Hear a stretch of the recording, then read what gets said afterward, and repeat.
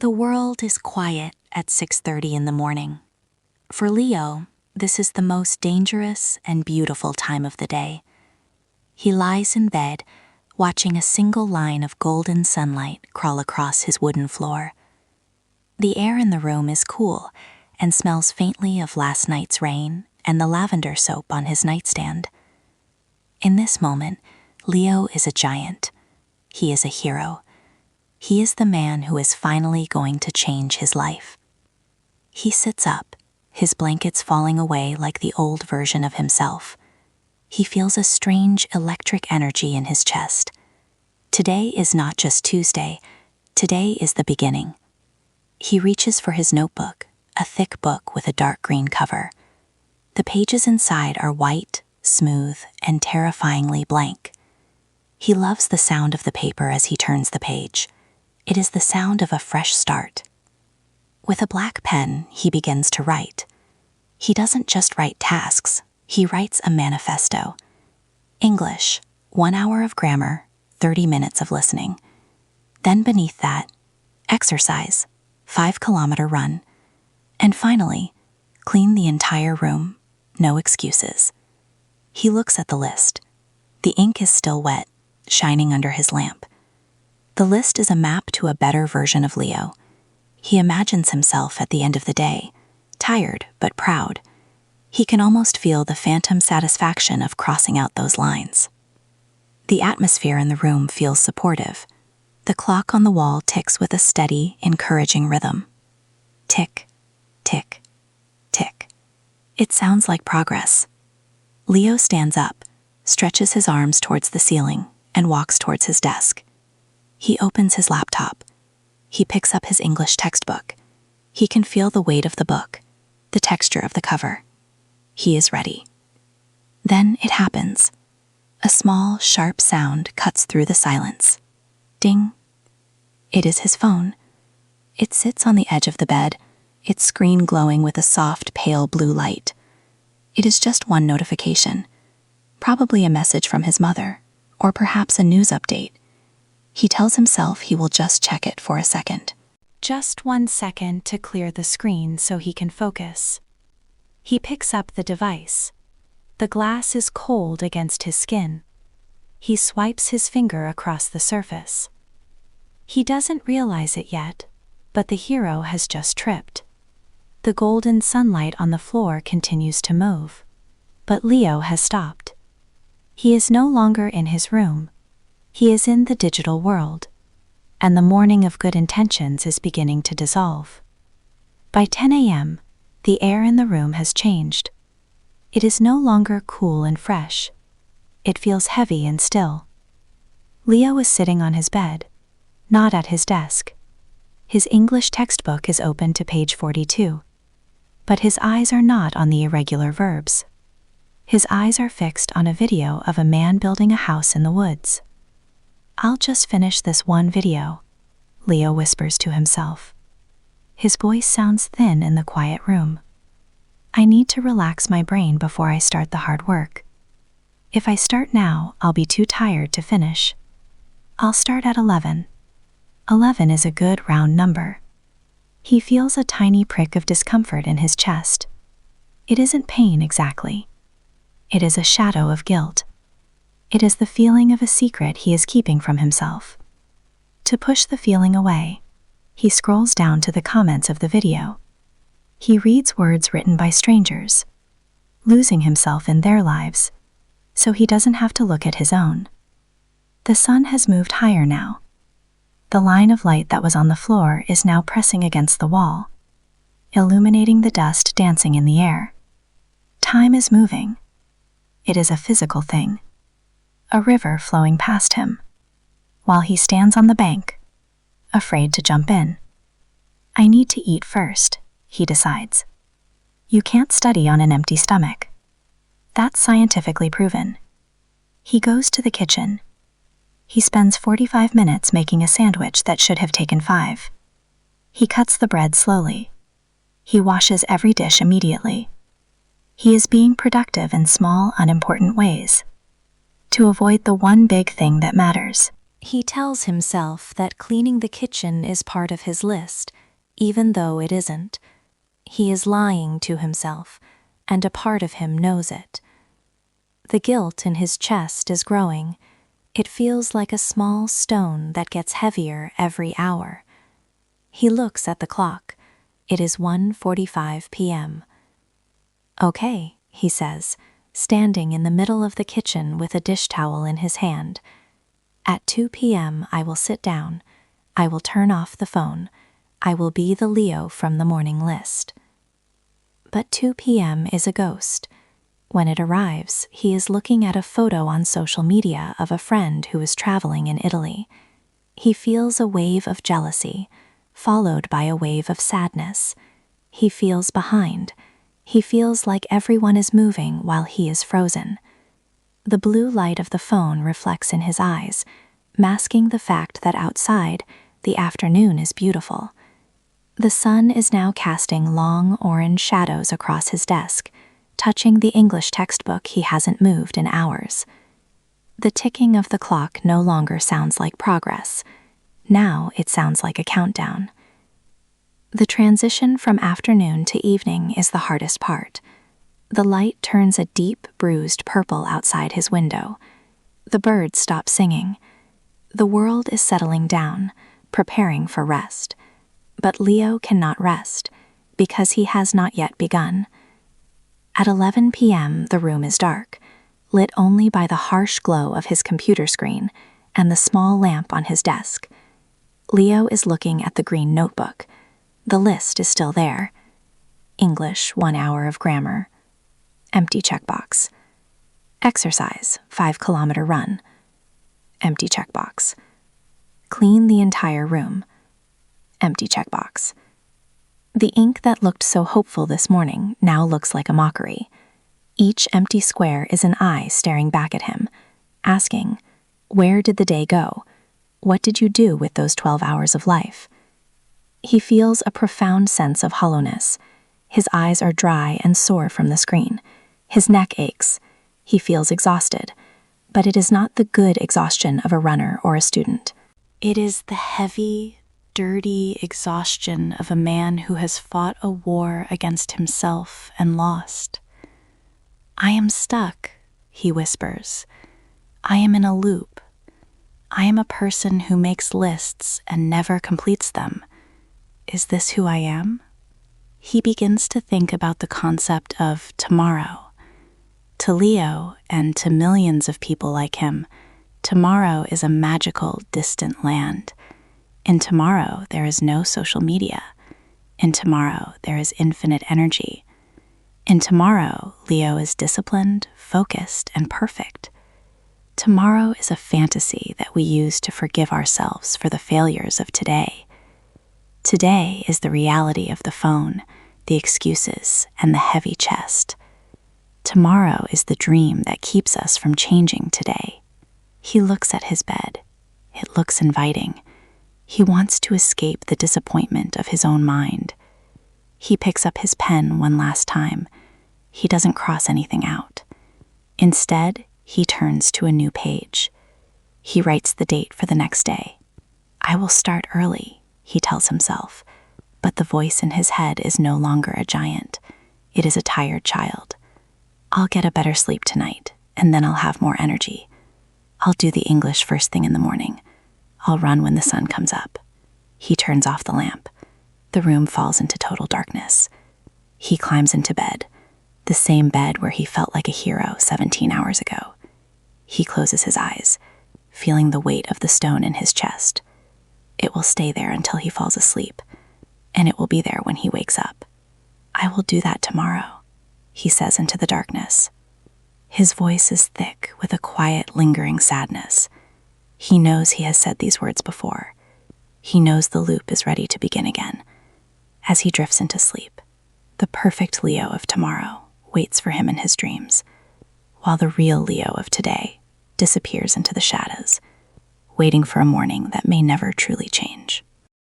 Wednesday morning arrives with a pale gray sky. The golden energy of Tuesday is gone, replaced by a dull, aching pressure in Leo's temples. He wakes up at 8 a.m., already 90 minutes behind the schedule he wrote in his head before he fell asleep. The perfect Leo of tomorrow has vanished, and the real Leo is left staring at the ceiling, feeling the cold weight of yesterday's failures. "It's okay," he whispers to the empty room. "I'll just skip the run. I'll go straight to the cafe. I'll study there. A change of scenery is what I need." He packs his bag with a sense of urgency that feels almost like productivity. He throws in the green notebook, the English textbook, and his headphones. He leaves his room in a mess, clothes on the floor, the bed unmade, telling himself he will deal with it later. He is chasing a feeling of starting over.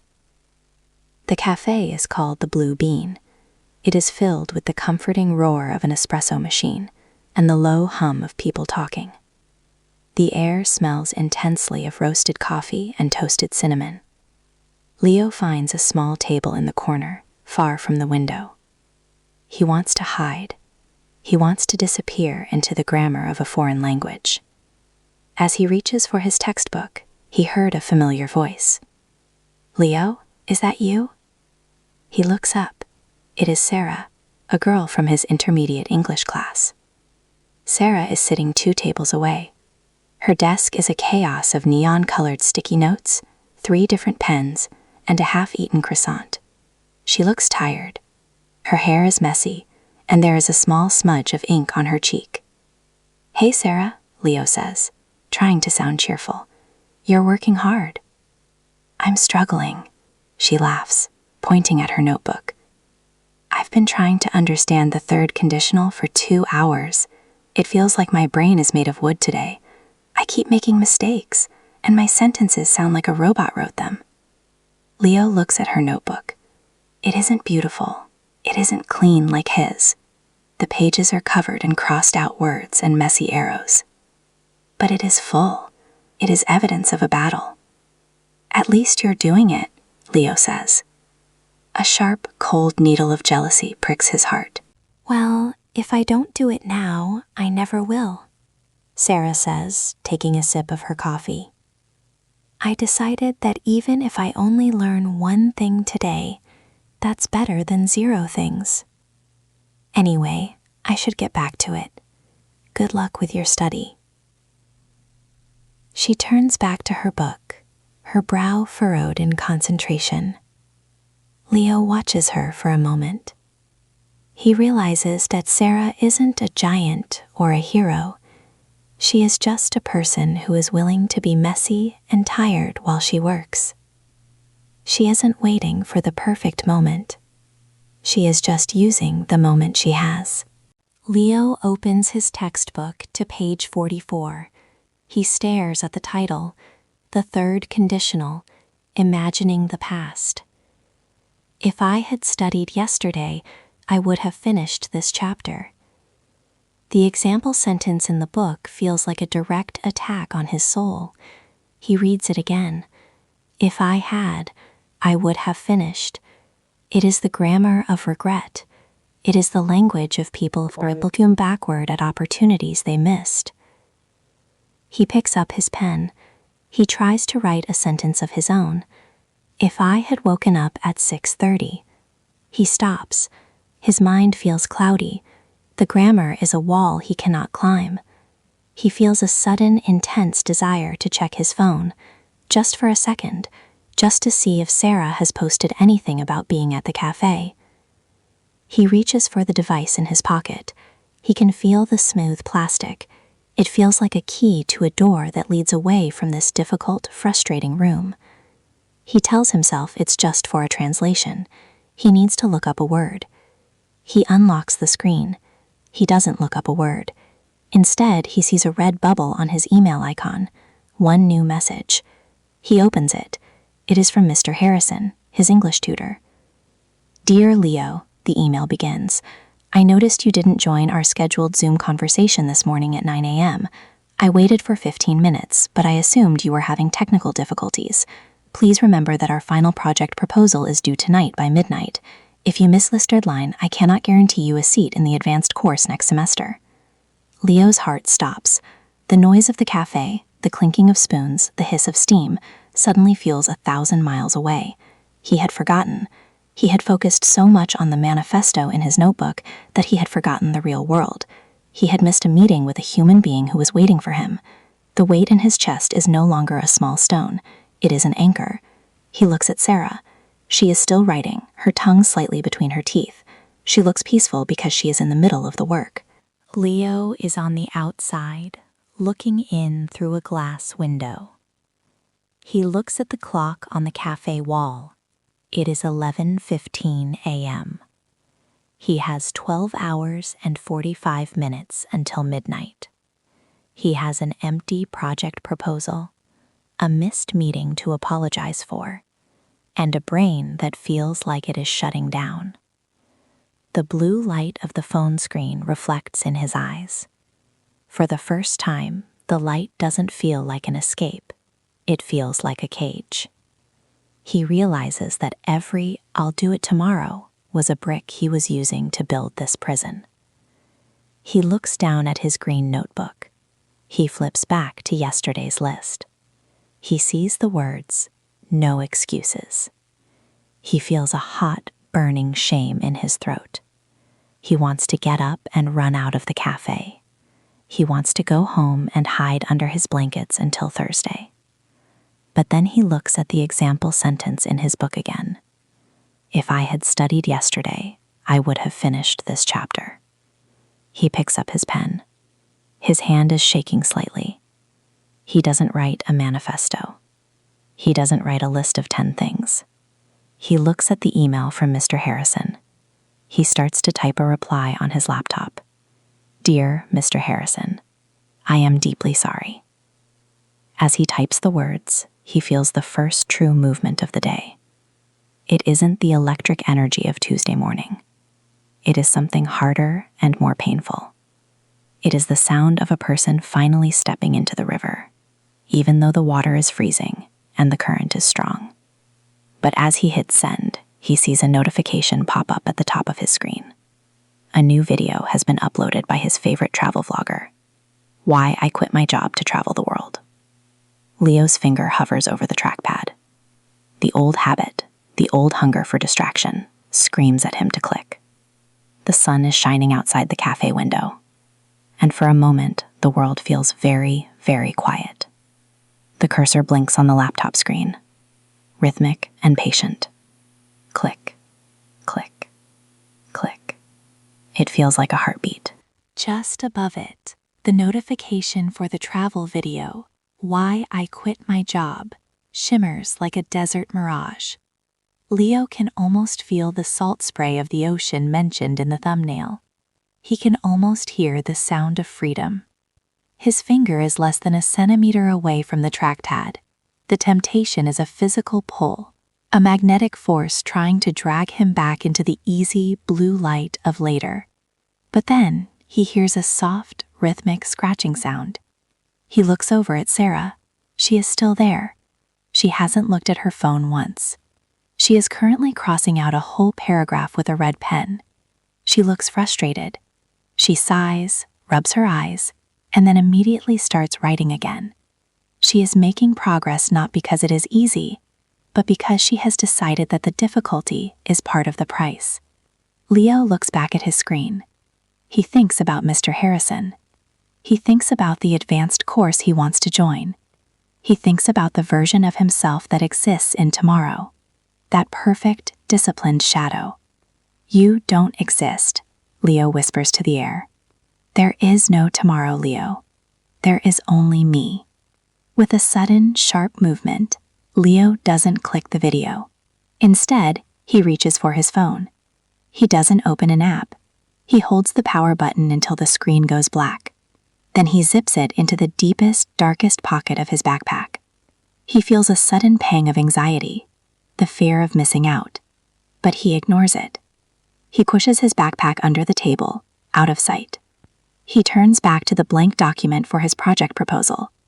The first sentence is the hardest. He writes, "The impact of social media on language acquisition." He deletes it. He writes, "This project will explore He deletes that too. The internal critic in his head starts to shout, "This is garbage. You're not good enough. You've already wasted too much time. Just give up." Usually, this is where Leo would quit. But today, he remembers Sarah's messy notebook. He decides to let it be garbage. He decides to be messy Leo instead of perfect Leo. He starts typing. He doesn't stop to check the spelling. He doesn't stop to find the perfect word. He just lets the ideas flow. The laptop starts to feel warm under his palms. The hum of the cafe becomes a background white noise, a steady tide that carries him forward. 1 page becomes 2. 2 pages become 3. By 4 p.m., the cafe is starting to grow dark. The barista turns on the warm amber lamps. Sarah packs up her things. She looks over at Leo and gives him a small, tired smile. "I finished the chapter," she says softly. "It's not perfect, but it's done." "Me too," Leo says, and for the first time in months, he isn't lying. "Well, I finished the first draft." "That's the hardest part," she says, waving goodbye as she walks out into the cool afternoon air. Leo stays. He spends the next 4 hours polishing, editing, and checking his grammar. He uses the third conditional correctly this time. If I had given up at noon, I would not have felt this relief now. He smiles to himself. He is finally speaking the language of his own life. At 10:30 p.m., Leo is back in his room. The room is still a mess, but he doesn't care. He sits at his desk and looks at the green notebook. He looks at the list from yesterday. He picks up the black pen. With a slow, deliberate motion, he draws a line through English, 1 hour of grammar. He draws a line through exercise. He hadn't run 5 kilometers, but he had walked home from the cafe with a brisk, steady pace that made his lungs feel alive. He crosses that out too. He looks at the final project proposal on his screen. He attaches the file to an email. He types, "Dear Mr. Harrison, please find my proposal attached. Thank you for the opportunity." He clicks send. The silence that follows is different from the silence of Tuesday night. It isn't a hollow, echoing silence. It is the silence of a job finished. The stone in his chest hasn't completely disappeared, but it is much lighter now. It feels like a pebble he can carry. He walks over to his bed. He looks at the clock. It is 11:15 p.m. He thinks about tomorrow. He thinks about the things he wants to do. The habit of making a long, impossible list tries to surface in his mind. He wants to write, "Tomorrow I will study for 4 hours. Tomorrow I will clean the whole house." He stops himself. He picks up the notebook and writes only one thing for the next day. At 9 a.m., I will open my book. He closes the notebook. He turns off the light. He lies down in the cool sheets, feeling the air from the window on his face. He is tired, but it is the good exhaustion. It is the sleep of a man who has finally shown up for his own life. He doesn't say the famous words. He doesn't look toward the magical land of tomorrow. Instead, he feels the weight of his own body in the bed, the steady rhythm of his breathing, and the quiet reality of the present. "I did that today," he whispers. The words are small, but they fill the room. As he drifts into a deep, dreamless sleep, the ticking clock on the wall no longer sounds like a countdown. It sounds like a heartbeat. It sounds like life, happening right now.